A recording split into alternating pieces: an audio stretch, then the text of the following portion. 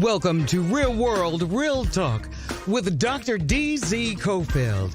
The show represents captivating conversations and insightful information to encourage and inspire you with all you need to become the best you can possibly be. And now your host for Real World, Real Talk, Dr. D.Z. Cofield. What's going on, everybody? Welcome to another edition of Real World, Real Talk. I'm your host, Dr. D.Z. Cofield, and you're listening to your member-supported public radio station, your number one source for jazz, The Choice, KTSU 90.9 on the FM dial, ktsuradio.com, and we are simulcasting on the Real World, Real Talk podcast network. I want to thank you for being with me as we prepare for the Holy Day season, man. Thanksgiving is here, and I know there are many of you who are already in training for what promises to be a gluttonous affair. I know we're thinking about time with family and friends, and we're thinking about football, and we're thinking about parades, but man, you can't get into the Holy Day season without thinking about food. I was talking to a friend just the other day, and I said to my friend, I said, listen, make sure you don't allow that spirit of gluttony to run rampant. Make sure you control yourself, man.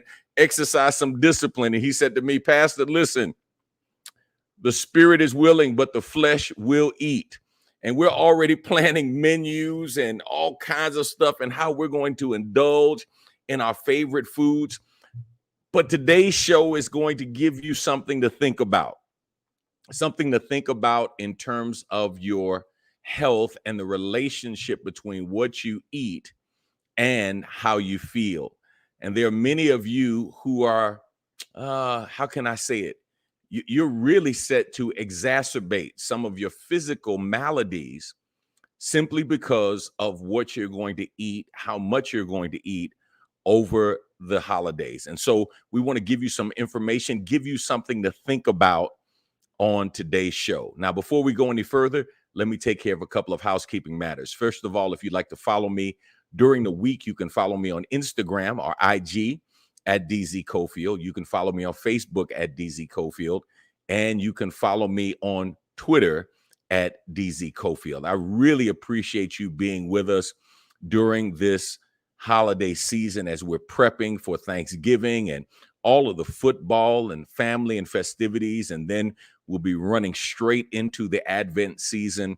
I hope and pray that you are excited about having a great holiday season. Last year, man, COVID was still with us, and there were a whole lot of people, including myself, who were a little disappointed. And actually, for me last year, man, I was down. I tore my left quad muscle and was sitting in a chair for most of the time, couldn't really walk around, couldn't get around like I wanted to. I'm doing better now, so I'm grateful for the improvement. Still not where I want to be, but man, thank God I'm not where I used to be. But today, I want to talk about a subject with our special guest, something that you have probably just heard of recently. But before we do that, let me just give you this disclaimer. This show does not provide medical advice. The information presented on this show by the host and guest is for informational and educational purposes only. None of this discussion is intended to be a substitute for professional medical advice, diagnosis, or treatment. Always seek the advice of your physician or other qualified healthcare provider with any questions you may have regarding a medical condition or treatment and before undertaking a new healthcare regimen. Never disregard professional medical advice or delay in seeking it because of something you've heard during this show. Now, a new phrase has been introduced into the vocabulary of the general public over the last 5 to 10 years: gluten-free. You've probably heard about it. Man, before these last few years, you probably didn't know anything about gluten-free. You're like, man, what is this? Is this another game? Is this another scam? Is this another diet fad? What does it mean to follow a gluten-free diet? Now we have major food companies who are creating gluten-free alternatives for the masses. Restaurants are boasting about gluten-free menu items. on TV commercials and on their websites. And a significant number of people that live in the Western world, at least 5% or more, have switched to a gluten-free diet, and almost a third of people have tried to reduce or remove gluten from their diet. Listen, it is extremely hard during the holidays because the holidays bring the extra burden to those who have celiac disease or those who are gluten sensitive. That's why November is Gluten-Free Diet Awareness Month. That's right. You probably didn't know that. We celebrate the holidays with food. When we do, let's remember during this holiday season to prepare some gluten-free items as part of Gluten-Free Diet Awareness Month. Our guest tonight is a young lady who is active, who is vibrant, who just brings life to wherever she goes. And she is a person who has discovered the benefit and the blessings of a gluten-free diet, along with other things that she's added to her life to help her deal with many of the issues that she was struggling with physically. Our guest is Mrs. Alicia Dugar Stevenson. On her way from lupus to yoga trainer, Alicia graduated from Rice University with a degree in international relations specialty. She's the author of the book Yoga Best Life and founded Yoga Queen Academy for people of color to become yoga teachers worldwide. Her mission in the yoga industry is to deliberately spread world peace through inner peace by empowering naturally inclined healers to step up in their communities. For the sake of this discussion, what's really important for you to know is that she has been practicing a gluten-free lifestyle for almost 4 years. I want you to join me in welcoming to Real World, Real Talk, our guest. Man, I love this girl. I've been knowing her for so many years and always inspired to be around her. She's just, man, how can I say it? Just effervescent, just bubbling over with love and enthusiasm.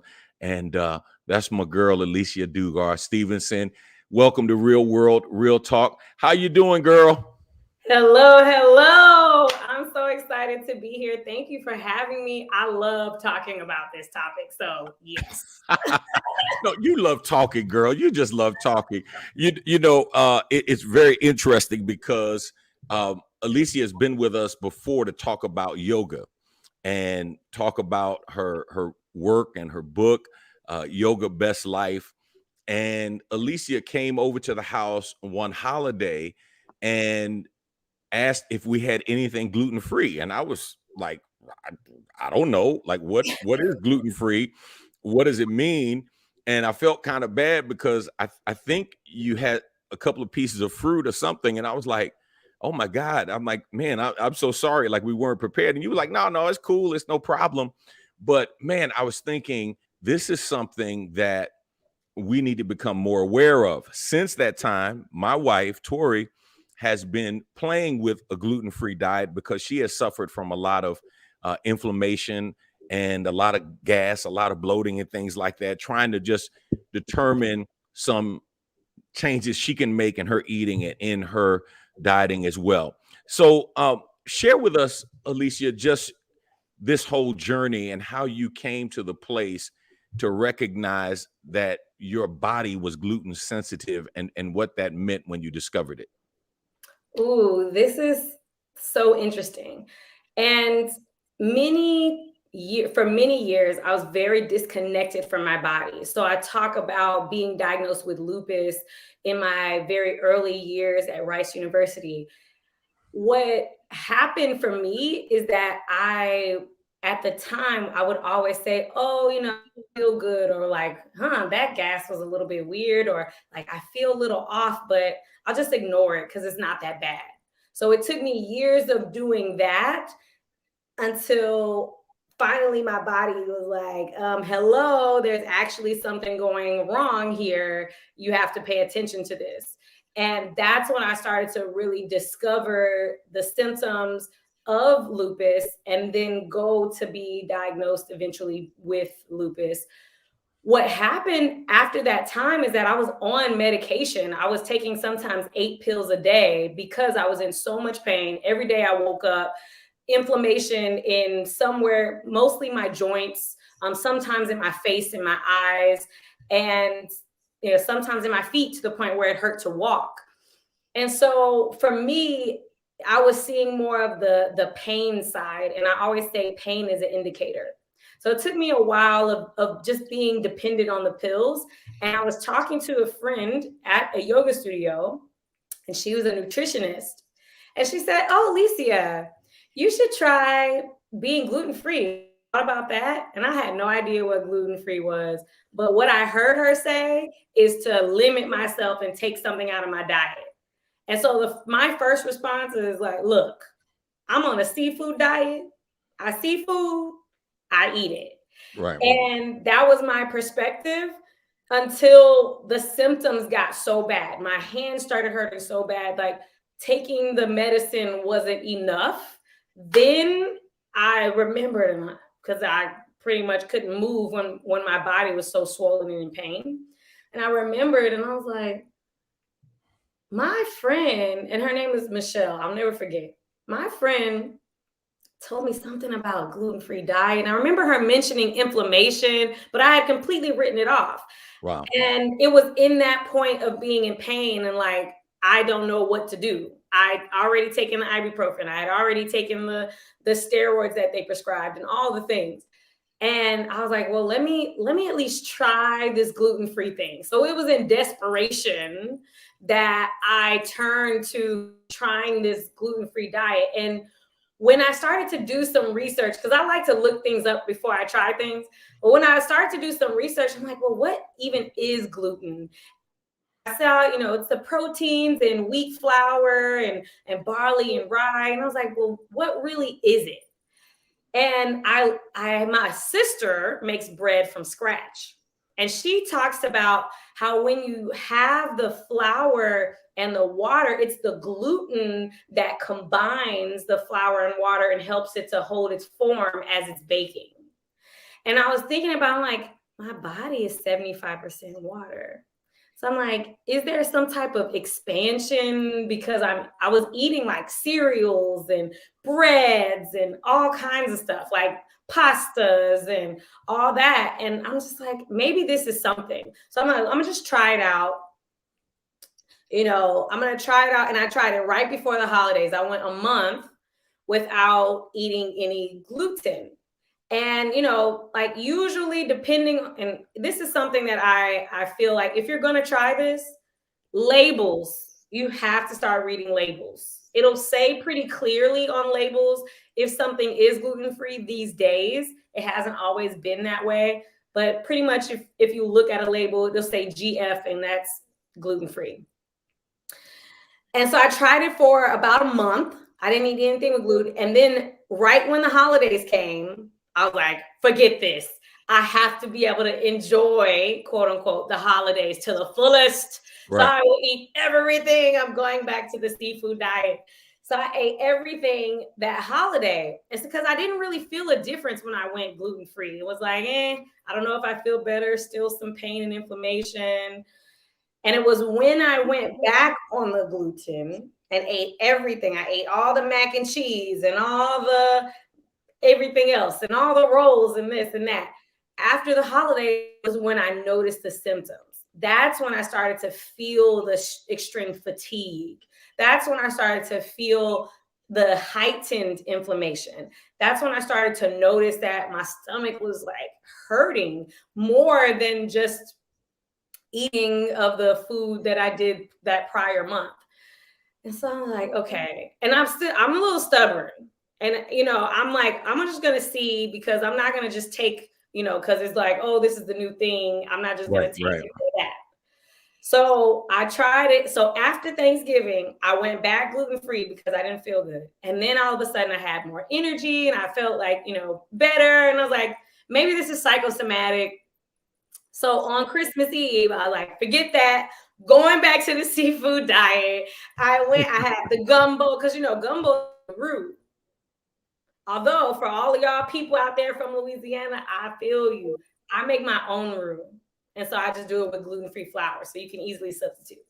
But I went back and I had the gumbo my Grammy made, and I ate all the rolls and the crackers and the this and the that. And then same thing, started feeling tired and achy and like pain, and just it didn't feel quite right in my body. Right after that, in the new year, I went back to gluten-free, and I've been gluten-free ever since. Wow. So you literally tried it, came off, tried it. You almost used your body without necessarily knowing it as a experimental laboratory. And so you were experientially able to see and feel the difference. Talk a little bit about your lupus diagnosis, because we've done shows in the past on lupus, and it's almost this catch-all diagnosis. When it seems like many times when doctors can't figure out anything else to label it, they label people's aches and pains lupus. And let me also say this: doctors specialize in prescribing medicines. They don't typically address issues through the use of food or the lack thereof. And so I think it was very important that a nutritionist said to you, hey, maybe this is what you're dealing with. Maybe this is something you need to look at. But talk about your lupus diagnosis, because I know a lot of people who have that diagnosis but still can't find the relief that they're looking for, get frustrated and get depressed because they almost feel like there's nothing they can do about it. When you discovered the benefit of gluten-free eating, what did that do for you in terms of just your psyche, your spirit, as you look now at that lupus diagnosis and how you were able to move through that? Ooh, that's a good one. When I first was starting to get into the just realizing like there's something wrong, I had ignored it for, like I said, for a very long time, because I had essentially been taught like push things down, and I didn't really know how to talk about it. It was like, oh, that's just my bad knee, or that's just my bad elbow. And so I would ignore the aches and pains. And when I went through the process, they were drawing blood. It was a 6-month process of going to the specialist over and over, them trying to cross off different things on the list. I'm like, well, it's not this, and it's not this, and it's not this. So maybe it's lupus, but we don't want to diagnose you because then you're going to be on pills for the rest of your life. And they kept repeating that. You'll be on pills for the rest of your life, pills for the rest of your life. Literally, the doctors, the specialists, the nurses, the pharmacists, everybody said the same thing, like it was somewhere written word for word. Everybody said, once you take this medication, you'll be on the pills for the rest of your life. And so I noticed that everybody was saying the same things. And I felt like, well, maybe that's because it's true. Like if I have lupus, then this is just my diagnosis for the rest of my life. So I just have to accept it. And I felt like, it was a little bit of a relief at that moment, because I had been so clueless as to what was going on. Because, like, oh, that's my elbow, but tomorrow my other elbow hurt. And then, yesterday my left knee hurt, but today my right ankle hurts. And so it was like my body was just doing all these really scary not to know. So having the diagnosis in the first place was something that felt like leaving. Then my doctor actually did something that I really appreciate. They told me to do exercise for a minimum of 30 minutes a day. And I didn't know what that would be.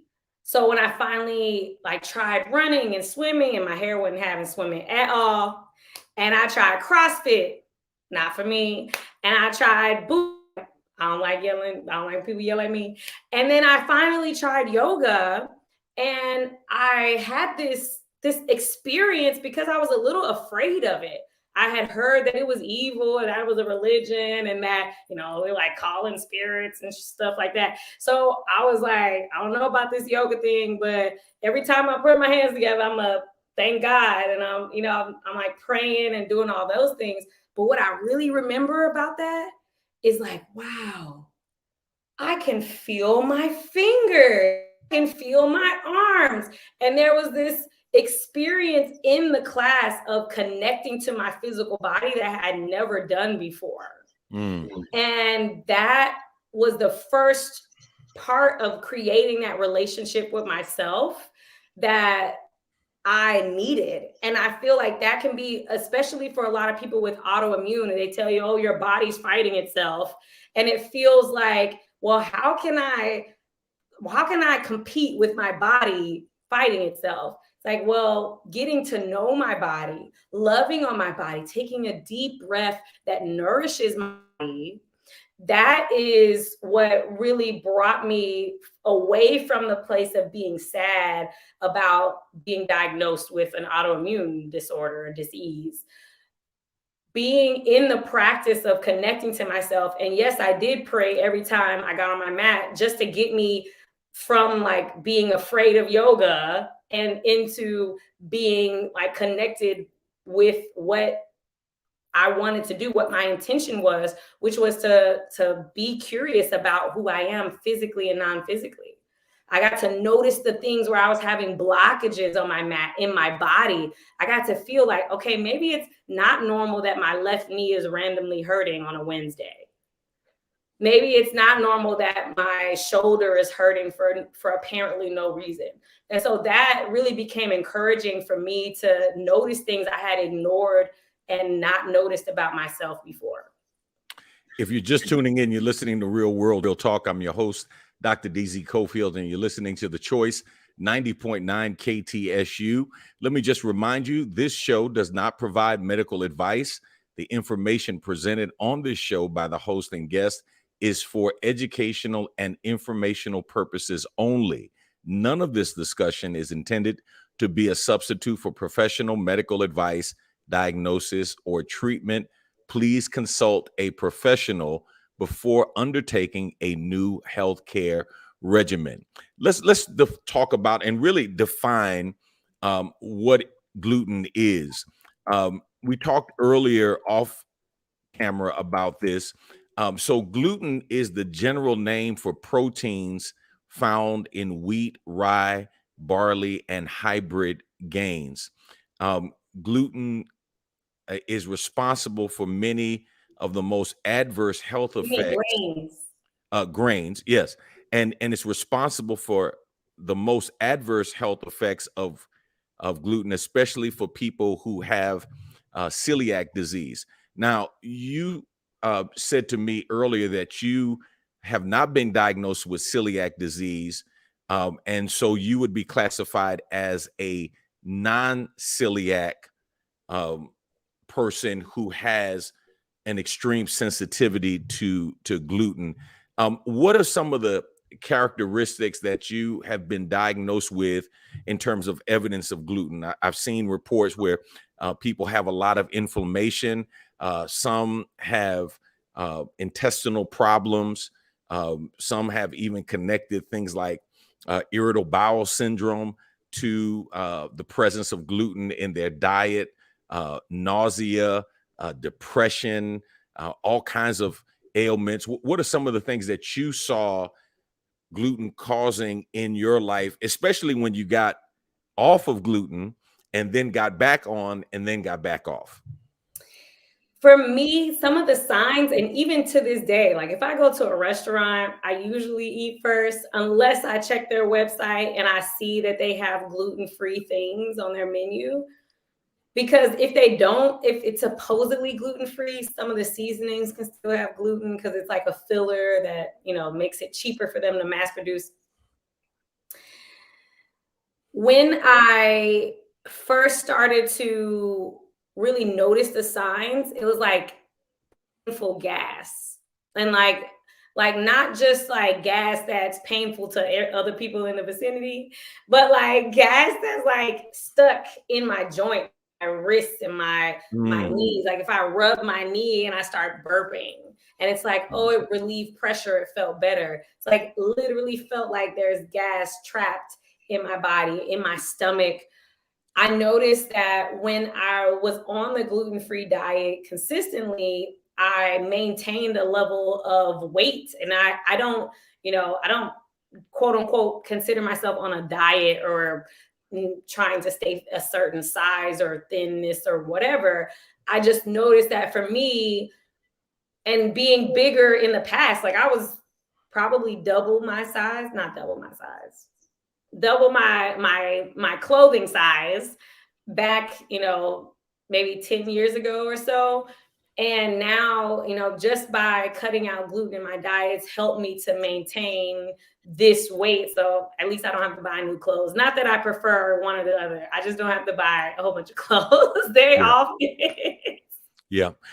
I tell you, you just raised an interesting point, because there are a lot of people who are listening who are struggling. I didn't realize how bad this gas thing is now. I mean, I've talked to people who literally went to hospitals thinking that they were having a heart attack, and they just had gas in their chest, and they're going to see orthopedists, and they have gas literally went, and I just never heard of this growing up, but they expel gas out of either their anal area or out of their mouth. They either belch or they have an expulsion of gas, and they get this relief from pain. And I'm like, man, how do you get gas in all of these places, in your knee and your back and your shoulder? And what I hear you saying is, for you at least, you were able to trace that to the presence of gluten in your diet.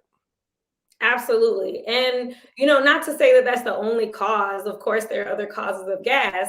And whenever when I go to a restaurant and they're like, oh, yeah, we don't know what gluten is, but that's gluten free. If I eat it and it's not gluten free, I will feel like in my stomach, it feels like, oh, that feeling like, it kind of hurts. And later on, like within the day, the next 2 to 3 days, I'll have stuck gas in my body. And yes, it comes out of either way that it can. And, it's just something that it doesn't always, like, it could seem like you're eating something small, but like because of the way your body processes it and moves it around, like it can actually be painful for multiple days. And that's why I think it's beneficial the way that I went about trying it for myself, is like I went out without it and then was like, forget this, I'm on my seafood diet. And then I went without it for an extended period of time, and I got to give my body a chance to process and get a lot of the stuff out. And then every time I went back on gluten, I noticed like, this is not what's up, because this hurts. Wow. Yeah. It's interesting, because I was reading in an article of the concerns that many gluten-free people have in terms of eating out with cross-contamination, and just simply something being cooked in a pot or pan that had an item that had gluten in it, and how just the residual effects can affect them in a very, very serious way, especially those who have celiac disease. But even for those who are non-celiac gluten sensitive people, that they can feel the effects of that cross-contamination.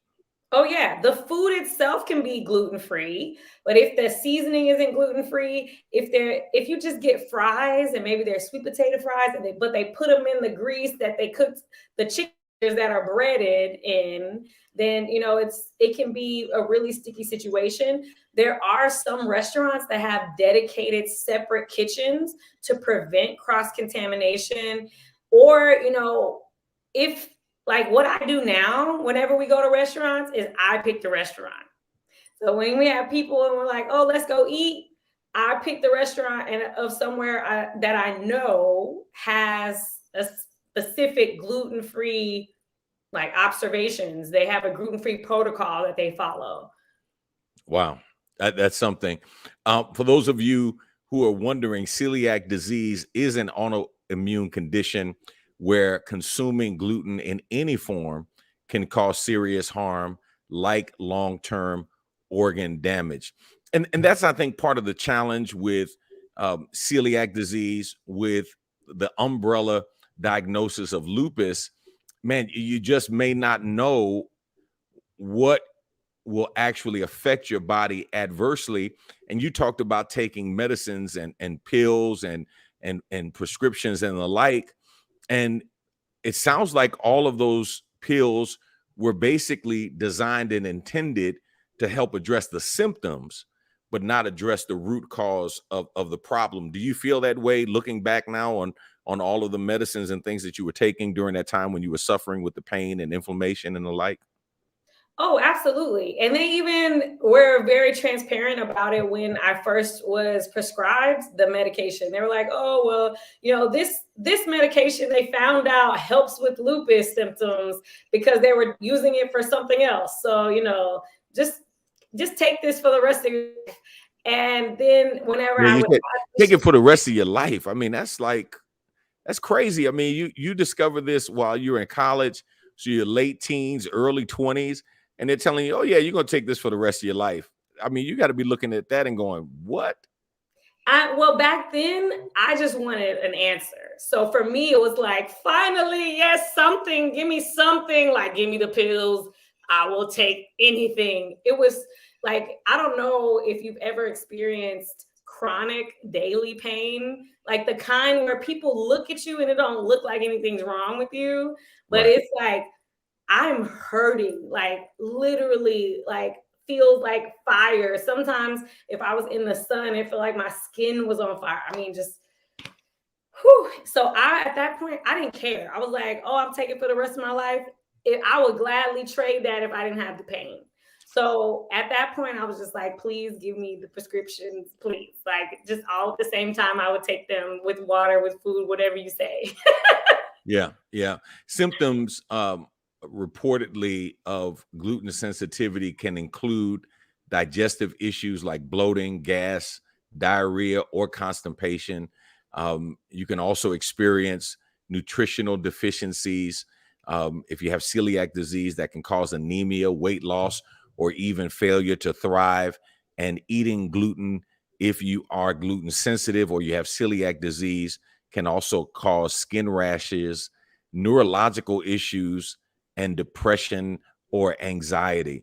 Alicia, I know you to be a bright, vibrant, energetic person. Did you feel once you got off of gluten or you kind of went back and forth, did you feel a difference in terms of just how your mind was functioning and your view of the world and your view of issues in life around depression, anxiety, and those kinds of things? They say the gut is our second brain. I mean, you hear those types of phrases where they say, "Oh, I had a gut feeling," and Mm, like you have that intuition, and if and it's something in that area. And so I feel like whenever I was really cognizant and paying attention to what I was allowing in my body and being choosy. So just like you would anything else, you choose, and I choose the people I hang around. I choose the places that I go to. I choose the shows that I watch and listen to. I choose the songs that I listen to. Making a choice on the food helped to bring clarity to my mind, literally like a fog was lifted. And wow. so that was something that was really relieving. And I look back and I like words. I speak French, so I study a lot of language. And when I think about gluten, like literally the inspiration of this word is glue. And when it sticks, and that's one of the reasons why celiacs have so much trouble, is that it goes into your intestines where, our nutrients are transferred into our bloodstream and distributed to the body. It goes into our intestines and it blocks the nutrients. It prevents our body from really getting the most out of the foods that we eat. And so when I removed that and my body was able to clear out, I felt like I could actually get the nutrients from the food, but I also felt like my brain, my second brain, was able to think clearly. And so I also could think clearly with the brain in my head. Yeah. So there are those who make the assumption that a gluten-free diet would have you eating healthier, losing weight, feeling more energetic. And there are some who would say that none of these are really a valid reason to switch to a gluten-free diet. That the only reasons you should cut gluten out of your diet, or if you are, a person who has celiac disease, or to avoid symptoms of a true wheat allergy, or you are gluten sensitive. How do you weigh in on that? Because you've been doing this, and one of the things I love about you is you're a practitioner. I mean, you jump into it, but you're also a very, very smart young lady, and so you're going to do your homework and your research. Um, I'm not asking you whether everybody should go gluten free, but it sounds like if there are people who are listening, they might want to ask their doctors, they might want to ask their nutritionists, hey, is this something that may work for me? Is this something that I should consider?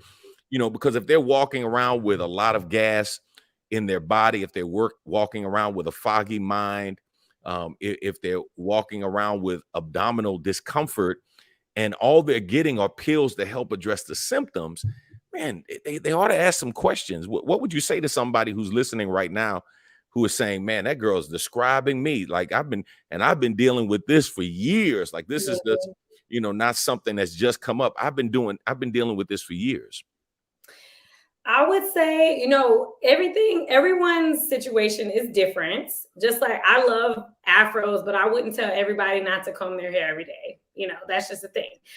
What I would say is, one thing to consider is if you have in your blood work with your doctor, if you see a lot of inflammation, if it's every time you're getting blood work, there's high, SED rates or inflammation levels in your blood work, then maybe that's time to have the conversation of asking them, okay, well, do you think, or do you have a nutritionist you can recommend to me? Because like you said, doctors themselves may not be versed in the relationship of food and physical well-being. Right. How they might have a nutritionist in their network that they can refer you to. And if you're not having inflammation and you don't have any inflammation in your blood work, there could be other reasons to why you're having fatigue, brain fog, stomach aches, and things like that. There could be other things in your diet, or not your actual food diet, but there could be other things in your energetic diet. Maybe you're not praying enough. Maybe you're not meditating enough. Maybe, whatever it is, it not necessarily gluten. So I would say, if you're unsure about that, check into your blood work with your doctor. Go into if you have one of those charts things, and you can see and talk to your nurse or your doctor about what's actually in your chart. And if inflammation is showing, then I would say to consider requesting the nutritionist about that specific topic about the gluten. Okay, so Tori has had me trying some gluten-free stuff. I'm not adverse to it or against it. But some of the gluten-free breads leave a lot to be desired. Especially if you're a bread eater. I don't even mean lying. Don't judge me. I'm just saying, talk about some of the adjustments that you have made, and especially now going into the holidays. You have already stated you've had some rough holiday experiences when you went back to your seafood diet. How do you now handle the holidays as you go through, and what are some of the substitutes that you have created for some of the traditional meals, when you think about the holidays, or just eating good? Because I know you're a foodie as well. Yes, I love to eat. Eating is my favorite. Okay, so I know, and trust me, I grew up Louisiana family. I love to eat. It was meals, holidays are a big thing. So when we're thinking about gluten-free, a lot of people say well, what can I eat? I'm not going to be able to eat anything. There's actually a lot of foods that are gluten-free naturally. So that's just be encouraged. You do have a lot of options. What I have done is to start slow. And what I mean by that is, if you're thinking about doing a gluten-free diet, you can just start by making some substitutions. So maybe instead of things with wheat flour, you have things with rice flour or coconut flour. And now keep in mind, like you said, and this is very true, because gluten-free is a rather recent phenomenon in the culinary industry, there haven't been a lot of chefs that have mastered cooking with gluten-free things. So like I told you, my sister makes bread from scratch. Gluten in bread helps it to hold its form. It helps to give it its texture as it bakes and even in the eating process. So foods that don't have gluten and breads that don't have gluten have to be treated differently. However, there are certain places where chefs have achieved a texture with the bread that is comparable and even undetectable in people who don't eat gluten. For example, my husband, who is on a seafood diet, he sees food and he eats it. However, when he eats at home, he does not feel like he's missing out because he eats I don't do a lot of grains in general. However, there's a lot of rice that's gluten-free. There are pastas that's gluten-free, but it just depends on the brand. Just like in anything, you would go to a restaurant. There's some restaurants even gluten-filled who aren't good. And it's just like that person hadn't mastered how to make their food. There are some other restaurants that are delicious. Like that chef, that person mastered making the food. So just let that be a disclaimer. You may try something and it not be like that exciting. That may be just that brand. You can try a different brand, be explorative with this process. And that's really a great way that I look at it from, is this is an exploration. What I've said and what I would recommend is that if you are going to host Thanksgiving, an easy way to host, like I've done, I love hosting. It's my thing. Everybody come over to my house, like my family, not random people, but everybody come over to my house and I will make a couple things that I know I can eat. I'll have, I may have a potluck and I assign people to bring other things. That's one of the ways that I, make it easy on myself. But if I'm making something that's gluten-free, just know that every single ingredient has to be gluten-free for the entire dish to be gluten-free. Mm. So I make a special, my signature, my world-renowned green bean casserole. Every time I make it, it's like gone in the first, few moments after we say grace. And cream, like the specific cream of mushroom, the specific fried onions, those are gluten-free. Every single ingredient needs to be gluten-free. If you have an Aldi near you, in like that store has done an amazing job of having high quality gluten-free brands. So they have some really good gluten-free stuff. Whole Foods has some really good gluten-free stuff. But I'm not particular to any store. I just know that finding them, you're not going to find them in your local $2 convenience store, corner store. That's not where the gluten-free things live, because I see this as it's a little more expensive on the front end for the gluten-free things, but it's a lot less expensive on the back end or coming out the back end. Yeah. No. And I think, when you think about the trade-off, if I change how I eat, if I change my inputs, I change my outputs, and I also can relieve myself of those doctor's visits and co-pays and prescription co-pays, and then just detoxifying my body of all of those medicines and all of those pills and the like. Man, that's definitely worth the price. If you're just tuning in, you're listening to Real World Real Talk. I'm your host, Dr. DZ Cofield. We're talking tonight with Alicia Dugar Stevenson about gluten-free living during the holidays. Remember, this show does not provide medical advice. The information presented on this show by the host and guest is for informational purposes only. None of this discussion is intended to be a substitute for professional medical advice, diagnosis, or treatment. Always seek the advice of your physician or other qualified healthcare provider with any questions you may have regarding a medical condition or treatment and before undertaking a new healthcare regime. Never disregard professional medical advice or delay in seeking it because of something you've heard during this show.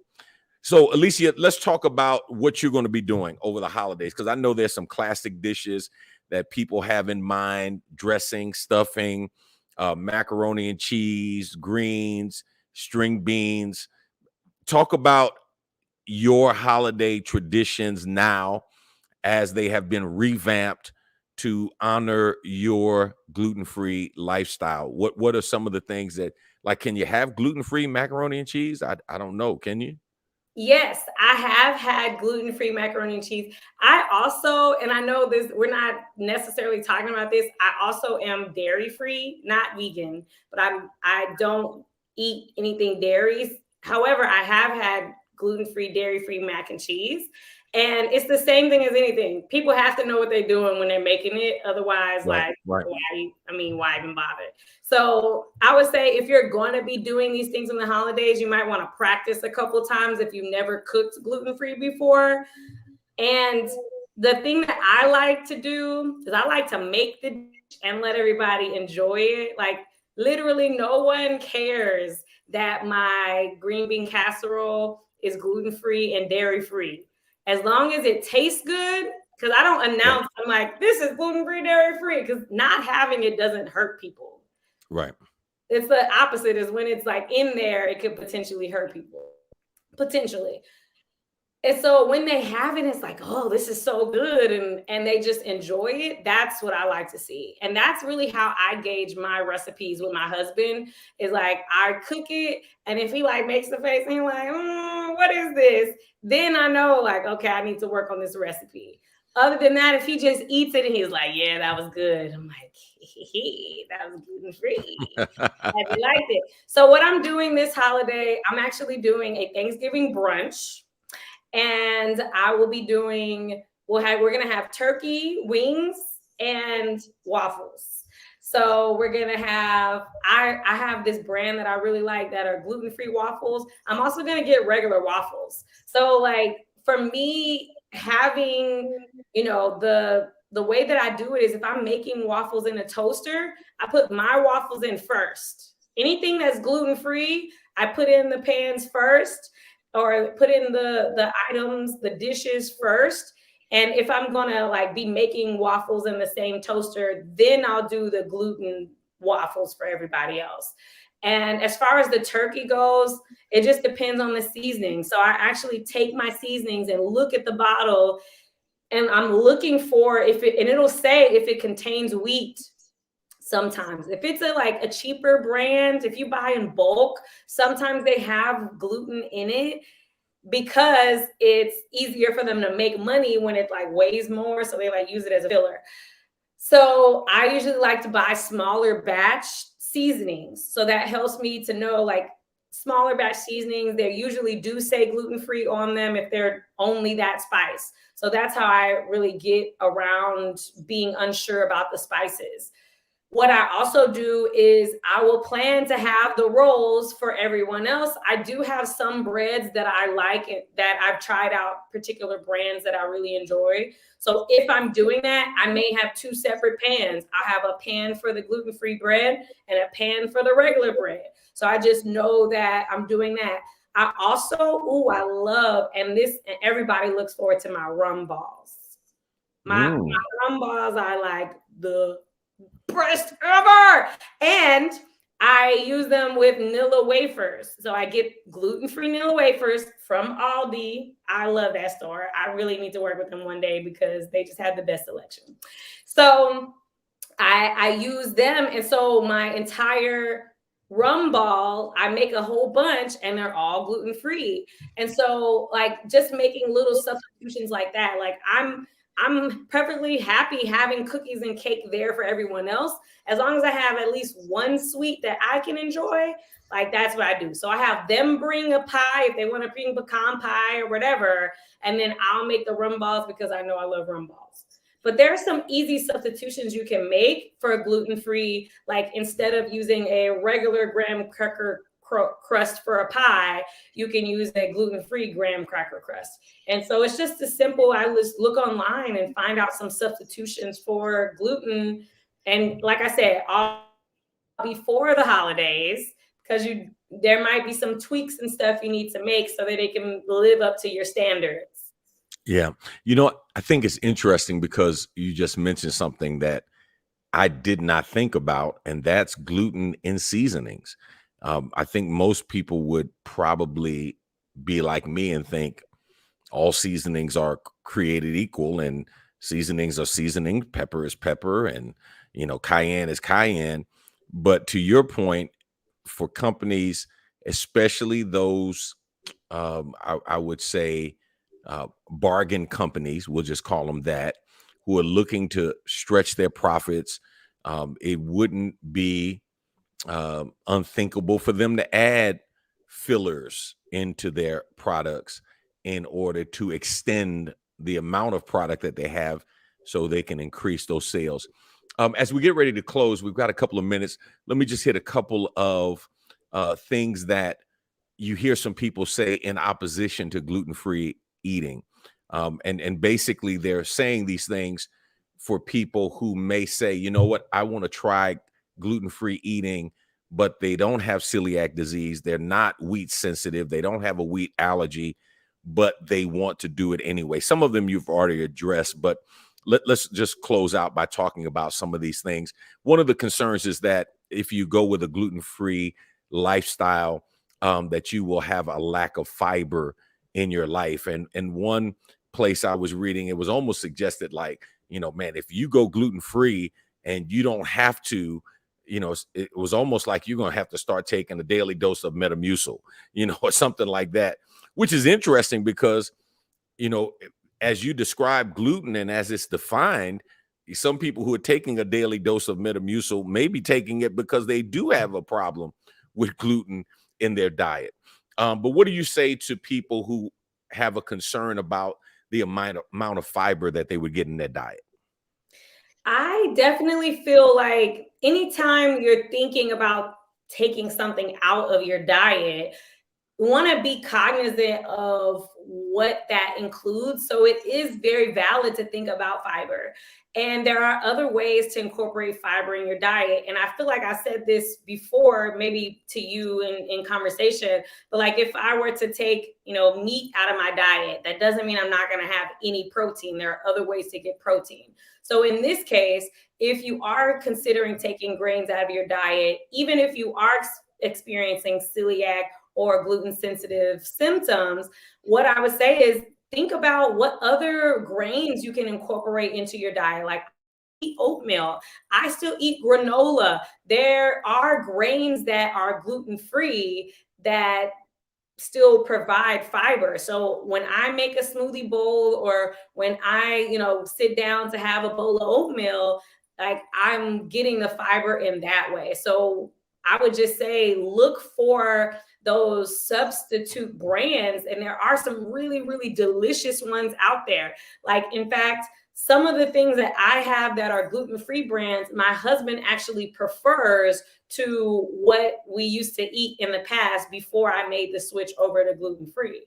So it's not, this matter of feeling a lack. I would say keep in mind that you have the opportunity to enrich and choose your diet as opposed to feeling like missing out on something. So you can absolutely do like get grains without gluten. Yeah. Yeah. I think to your point, and I think it's a great point. You have high fiber fruits, high fiber vegetables. So you can definitely get enough fiber to stay regular. You don't have to have that concern. Talk about some people's concerns that you may be in this new diet lacking essential vitamins, and you might need to supplement your vitamin intake because you're cutting out wheat and rye and barley and other grains. If And I would like to say, if this is your thing to really study up on what vitamins are included in your food, then this is going to be something to research. Like if you notice, like you have a very specific thing that you eat that has like certain vitamins you love, then look and see how you can get that in other ways. So this is really a chance for you to take your own eating habits by the reins and make choices actively. What I noticed is that, especially since gluten has been known to be a blocker in the intestinal walls, is that once we remove that, if you have inflammatory response to gluten, once you remove the gluten, then your body's actually able to receive the benefits of vitamins. And like I said, it just really depends on how your body responds to the gluten. So, I mean, if it's like some people I know, they're like really healthy and they still take vitamins. So if that's something that you really love to do, Yeah. who am I to tell you not to do it or to do it? Like if you like vitamins, like do you? Yeah. No, I think you raise a great point, because there are people who are not on a gluten-free diet, who eat everything, who still take vitamins every day. And to your point, if you're eating gluten and gluten is hindering the absorption of vitamins just from your daily eating, then that might be a problem that you need to look at. Um, let's close with the thought that you shared earlier for somebody that may be just tuning in, and that's the idea that just because you go gluten-free doesn't necessarily mean you're making a healthier decision in terms of everything that you eat that claims to be gluten-free. Talk about the importance of still checking labels, ascertaining nutritional facts and the like, to make sure that you're making healthy choices. Oh, that's a good one. Your bag of chips may be gluten free. Your candy bars may be gluten free. So you're like, oh, I'm gluten free. Well, like stuff in my mouth all the time, that can lead to other things. So it's still a chance for you to make decisions that feel good to your body. And that doesn't mean that, because I'm cutting gluten, like all of a sudden, all the problems are going to go away. And I can just throw those bottle of pills away. This is something that I invite you to really use. And just like yoga, and I feel like everything is applicable to yoga. So I always bring yoga up. And I would say use this as a way to get more connected and more aware of yourself, in that once change your diet, like, does it feel good to you? Is this something that you're maybe not sure about? Maybe you journal and keep a track for yourself, so when you do go and talk to your doctor or your nutritionist, you can say, oh, here are the things that I wrote about in my journal. Here are the things that I was feeling on these days. And when I did have the gluten, here are the things that I felt. Here are the things that I noticed. And then, you'll be able to go back and see, like, is this actually something that works for me? Or did I just take the gluten out and fill it with a whole bunch of candy and junk? Mm. Like that's really your chance to do that. And then labels, and even labels at the menus of restaurants. Like something that I like about like Olive Gardens and places like that, where they have the digital menu, you can go through and literally line by line on the menu see everything that's in each food or menu item plate thing. So, looking in and paying attention. I used to always, and I feel like this is a lot of us because we like polite and we want to have good manners at the restaurant, asking for a special menu, asking for a gluten-free menu is okay. If the restaurant has no idea, if the server and the chef have no idea what gluten is not gluten-free. Just gonna tell you that now. Yeah. Yeah, you don't stumble up on gluten-free. I hear you. Right. Yeah, you got to be intentional. Listen, we're out of time. Alicia, I love you, and I appreciate you coming on and sharing out of your personal story and your personal pilgrimage. I think a lot of people are not really fully grasping that as we move forward in life, so much of what we do and so much of what we experience is tied to who we are and how we think in terms of our mind, our spirit, but also our body. And what we take in and what we don't take in can affect us just as much as anything else. I really appreciate you taking time to come and share with us tonight. And I'm hoping that somebody got a piece of information that they may say, you know what, I'm going to look at this. I may wait till after the holidays, but I'm going to take a look at this and find a path to healing and wholeness in their life. So thank you so much for being with us. Thank you. Thank you.